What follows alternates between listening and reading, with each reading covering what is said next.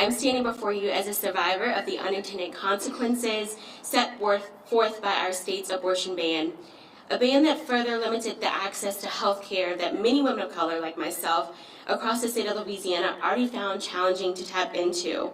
By now, you've probably heard my story, and if you haven't, the short version of it is that almost 12 weeks pregnant in the fall of 2022, I found myself traveling from hospital to hospital looking for basic maternal health care and trying to assess whether or not I was having a miscarriage.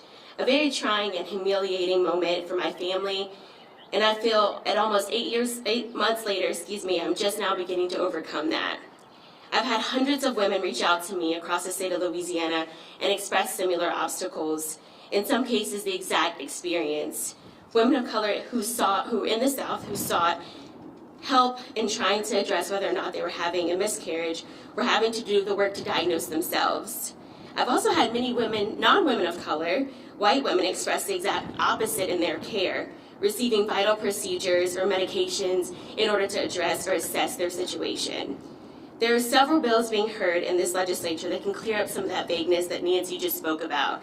It would give physicians autonomy over their profession and restore the reproductive rights for women in the state of Louisiana.